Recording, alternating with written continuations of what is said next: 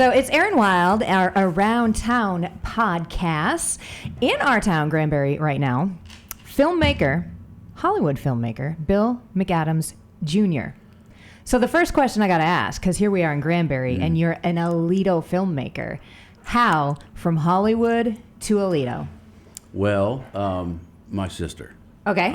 Mary Jean Bentley. She married into Texas, Kevin Bentley. And I came here, I guess, 2011. And I lost my brother in a motorcycle accident. Sorry. And I kind of didn't know what to do. Yeah. I was going to give up filmmaking.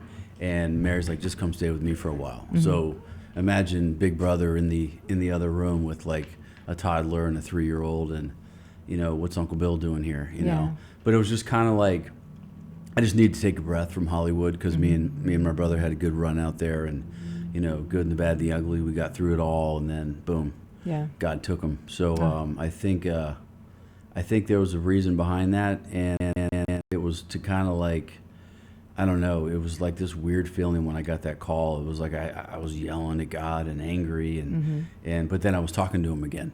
Yeah. So I had like abandoned him for 10 years, and it was just like, ooh, all right, now we're talking again. So Chills.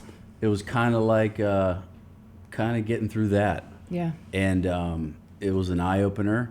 I realized that I needed to be more present, just in life, which was I wasn't. It was this act, and I've been there. yeah. So, it's not fun. It's lonely, and I said, okay, I'm going to try this again. And Fort Worth, I guess it was the Cat Stadium, LaGrave Field. Yeah. My friends were the owners and the coach, and they're like, hey, you want to do like a reality show on Jose Canseco? And I'm like, nah, I don't want to exploit anybody. Yeah. But I'll do a documentary on him because he's fascinating. Right. But he was my brother's favorite player. So it was kind of like still like I'm going to do this for Johnny kind of thing. And I sat down with Jose Canseco. Well, I flew to Vegas and sat down with him. And he said one thing that hooked me, and it was like, I made a promise to my mother to become the best baseball player in the world. At 19, he got a call. He was in Modesto, California. He got a call from his sister, you got to come home. Mom's not doing well. I can't. I make $500 a week. I can't just jump on a plane. I'm playing professional baseball, and I'm almost there. So he jumps on a plane, and he gets there, and she's in a coma. Oh, my gosh. So he made a promise to her that I'm going to be the best baseball player in the world, and he got choked up. And I realized that, wow, we just lost, he lost a mom, I lost a brother. Yeah. It's real. When you lose someone like that close in the family, there's just a connection immediately. Right. And I told his story, and it's still doing well. And you walk away from that film thinking, oh wow, he's not what people say he is. Juice head. Right. Guy that ratted out his teammates. He just told the truth. Right. And the movie's called Jose Canseco, The Truth Hurts. And that was my first film, and then Gallows Road kind of slid into play, and that was my movie about overcoming death, and that was with Ernie Hudson, Kevin Sorbo. And I've seen that, and that is a great movie. Yeah, and yeah, I appreciate that. Yeah, we talked 10 years ago. It's been. Yeah. So every 10 years we're going to run into each other. Let's not do that anymore. Maybe next year. Yeah. So for my new one, which I'll talk about later. Yeah. But exciting. yeah. So Gallows Road. Ernie Hudson, Kevin Sorbo, a movie about overcoming death, and I played like the guy in the middle, and we took over Aledo. Yeah. And Kit Marshall was the mayor at the time, and I put her in the movie, and she was, I remember I gave her like a monster monologue to memorize. She's like, I'm nervous. And I'm like, oh, come on. You do this for a living. You're a speaker. Let's go. And it was kind of like this. It's funny, like people who go out and speak or have these big jobs and you put a microphone or a video camera in front of them and they change. And it's like, no, just act like it's not there. Yeah, just it's not. Talk like you just were. Right. It's not there. Yeah. You just literally block it out. Yeah. So she crushed it. And I love her. She's been supportive of me and I have of her. But just the welcome, small town welcome. Everybody wants to help. Mm-hmm. So it's like this collaboration of like, hey man, like you help me, I'll help you, and we'll make something great together because at the end it's a common goal of making something that moves people, that's got a message. So Gallows Road just hit, I think it's almost close to 1 million views on YouTube, which is crazy. Because, go watch it, make it over. Yeah, it's like let's jump over that million mark. It's a great movie, and Ernie Hudson, he breaks your heart, and Kevin Sorbo he's Kevin Sorbo. Yeah, he's great. He just walked on the set. It's like, oh, okay. Hercules, Guy's Not Dead, Soul Surfer. Yes. I mean, the dude is like just power.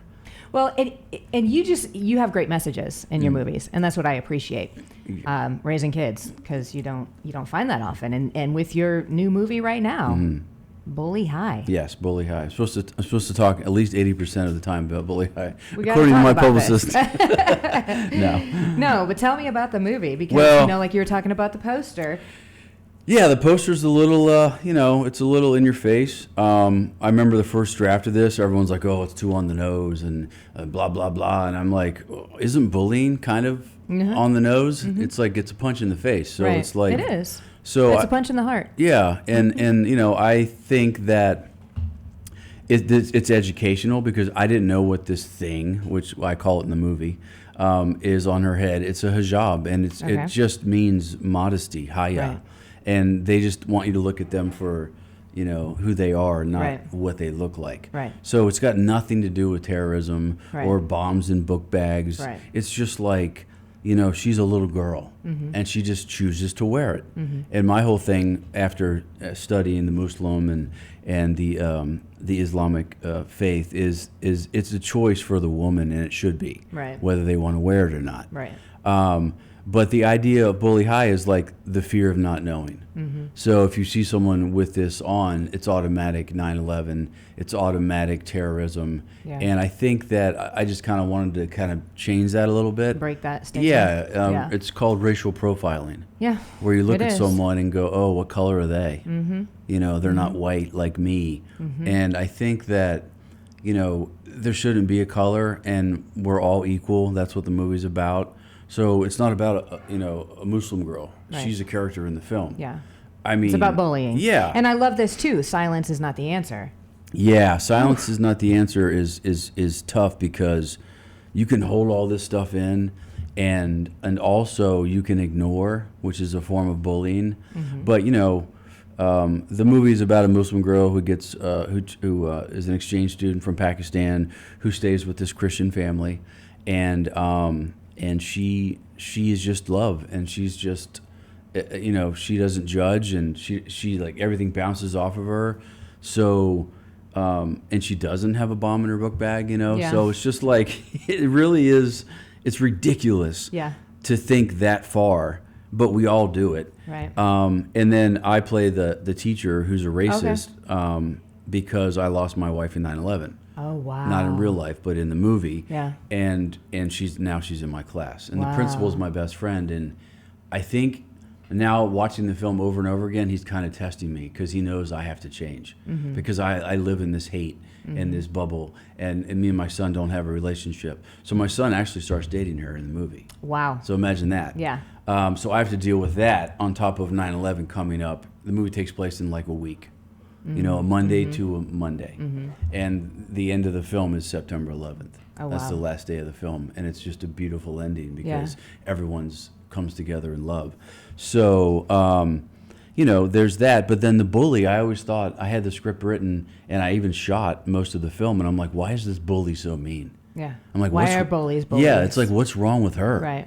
And I'm like... Because hurting people hurt people. Yeah. So if I lose it, it's hard talking about some of this stuff. That's okay. So a year had gone by, and during COVID, Anisha Madhawk, who plays Miriam, had to go back to India. She's from New Delhi, India. And I had to wait for her, because I still had to shoot the climax of the film, the resolution, the denouement. So I had things to shoot that I'd already set up.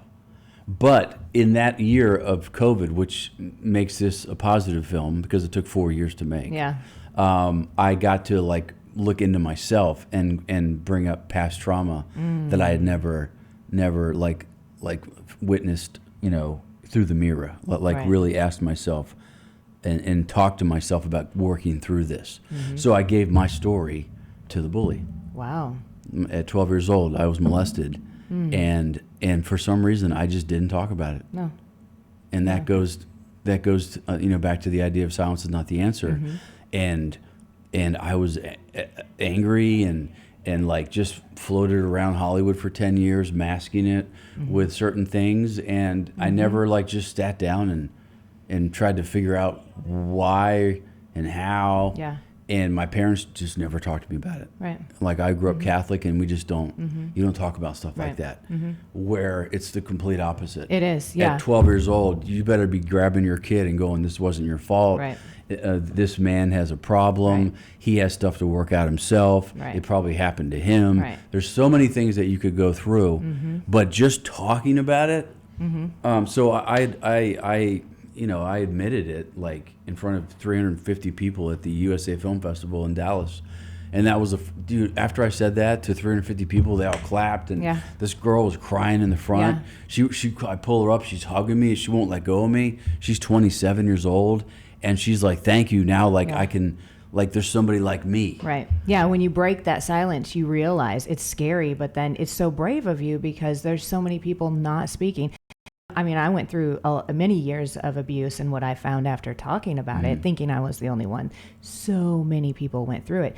But silence is the abuser's biggest weapon. Right. You know, against all victims. Right. If you're silenced, they can don't talk continue about it. to abuse. So silence is not the answer. That's a good message. Yeah, it's powerful, and it's holding strong. And this movie is kind of like, so back to like the poster. So it's playing at the film alleys in Weatherford, Terrell, Georgetown, Bastrop. Okay. These I haven't been to these places, but all these Texas towns. yeah, but like imagine this in a Texas town on a poster. Yeah. Like it's conflict. It's like, well, what's this about? Yeah. But yesterday. But it's about love. It's about love, and it's about understanding, and it's about like forgiveness. Yeah. And just talking through things, but also overcoming the fear of not knowing. You know, which is even me. Like what happened to me. I didn't know that it wasn't that big of a deal to talk about it. Like you. Yeah. Because the worst things happen to other people. You know, like what happened to us was one thing. Right. But like. Oh, so many worse things happened. So, True. you know, so I think. I'm glad. I'm glad you're sharing that. Yeah. Because that's going to help others, as you know. Yes. And continue to help others. And that's back to like making a movie, and it's my job as a writer director to put out a message that will change people in a good way, or just open people's ideas up. Open their eyes. Open their heart. Right. You know, to something outside of this box. Right. And I think that's why I make these films. Just that one girl that came up and hugged me and thanked me in Gallows Road. It was an alcoholic that had abused his kids and wasn't present. He was just sobbing, and he had a beer in his hand, and he had to walk out of the movie theater, and he was in the alleyway. And I was like, it's okay, bud. It's like if you have a problem, you don't have to stop. Just kind of like back away from it. Right. You know, back away from something that takes you over and makes you not a nice person. Right. You know. Yeah. You know, I know it's hard. You just boom, quit. Yeah. Just back away. And the first step is that awareness. Yeah, exactly. That's exactly right. It's being aware and knowing you have a problem. Yeah. And knowing that it's going to be hard as hell to fix. Right. Like you got to work through some stuff. And I think that, you know, it's just transferring addictions. I mean, like I had my thing in Hollywood, and after I lost John, I walked 5 miles a day. Oh. And that was my new addiction. And it was an hour. I got on the phone, did my, blah, blah. But at the end of the hour, I'm like, oh, I just walked 5 miles and I feel good. Right. You know? Yeah, when you start to do new different things like that, you see how good it feels and it becomes addicting. Right. And that's a positive addiction. Absolutely. Yeah. So. And you got new stuff coming up, which, speaking of small towns and Alito and Granbury, yes. Great places, great people. I'm really excited with what you're going to be doing in Granbury. I don't know how much you can share, No. We got, I had my first banana bread here, which was kind of cool. I went over to this H-E-B, and there's a coffee shop, and I love. Isn't it great? I'm a sucker for banana bread, and like it was good. It was really There's some good coffee in there. Yeah, so I got my coffee and banana bread, and I'm happy. So yeah, I have some ties to Granbury. Sharon Campbell, her sister was Eve Brent, who played Tarzan in all the Tarzan movies in the '60s. Really? She was a celebrity. She was in the Green Mile. She's Eve Brent. And this is her younger sister, Sharon, who is a Granbury. Really? So one of the last ones. She's related to the statue. Yeah. So wow. Yeah. So there's close ties, and she's turning. I think she turned 80. So she's a whippersnapper at 80, and she's excited. So excited that she's like, "What are you going to do? You going to drop a budget?" And I'm like, "No. Well, I'm going to the dollar store. I'm going to go shopping for you." And she just wants to do something. That's that small town love. Yeah. That So community. yeah. So I think I'm going to meet some people today and look around. I need a police station. I need a fire station. But yeah, the movie's called A Christmas Heart, and it's based on it's texting and driving. Ooh. It's a lesson learned, and 13 teens a day die texting and driving in America, and it might be more now because when I was writing this 4 years ago, It's a terrible. It's brutal, and I do it, and I catch myself doing it. And the crazy thing is if you look down to your phone for 2 seconds, you travel the length of a football field. Like imagine you're not looking at the road, the length of a football field. Imagine the damage that could do. So it's dangerous and it's scary, and these kids are getting these brand new cars at 16 years old, and I had a clunker at 16 for a reason.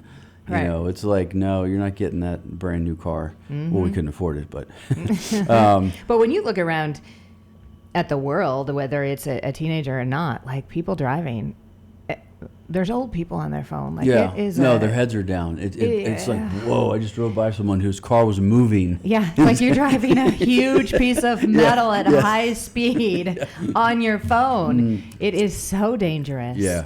Well, good. I'm glad. More awareness. Yeah, so I'm starting now. I'm trying to go around Christmas so I can utilize. I hear the square is beautiful at Christmas. Gorgeous. Yeah. Yeah, it is. And voted one of the best squares, small towns in America. Really? From Time Magazine. Really? Yeah. Wow, I'm going to be using that for publicity. Yeah. That's great. Yeah, it's a great place. It's beautiful. Yeah, so, I'm excited. Texting and driving, lesson learned, forgiveness, adoption is a subject in that, which is positive. And I'm talking to Kevin Sorbo, who is in Gallows Road. So, fingers crossed all that stuff works out, because he's a pillar, in every community he walks into. Absolutely. With his strength and his, he's the anchor in my movie. Bill, what am I doing in Gallows Road? I'm like, you're the anchor. then he'll do a press, well, I'm the anchor in the film. I love it. He's great. Because he can't play, I guess he played a bad guy in God's Not Dead, but it was really like just a guy that had an opinion. I don't think Kevin Sorbo could play a bad guy. Yeah. He's just too nice. Yeah, he's great. Yeah. Hercules. Yes. Very cool. Yeah, you got to see Bully High at all the film alleys. And, Granbury will come out and they will help. So yeah, I'm excited. When you're here. So you're going to be in the movie? Do you need a newscaster? Yeah. Oh. I don't know how to act, but I think I could do that. I think you'll be all right. It'll be fun. Yes, I am excited. Love it. So, how do we watch? Because we can watch this at Film Alley, Bully High. Yes. Gallows Road. Gallows Road is on most of the major streaming: Amazon Prime, Freevee, Tubi, Vudu, Hulu. You just type in Gallows Road Watch, and then boom, it all comes up. And then Bully High is Tubi and Amazon Prime, Freevee.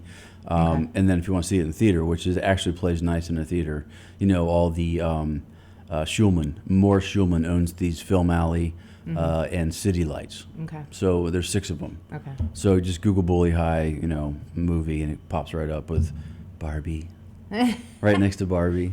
I wanted to do like the Barbie Oppenheimer. Was it Barbieheimer or something? They smashed them together, and They said go watch it. It's 2 for 1, but you got to watch Oppenheimer first because it's depressing, and then go into Barbie. Well, I'm like, we should do Barbie High, where it's like, but both of them are uplifting movies. Well, and when it comes to the Barbie world, and girls, there can be some bully exactly going on. Yes.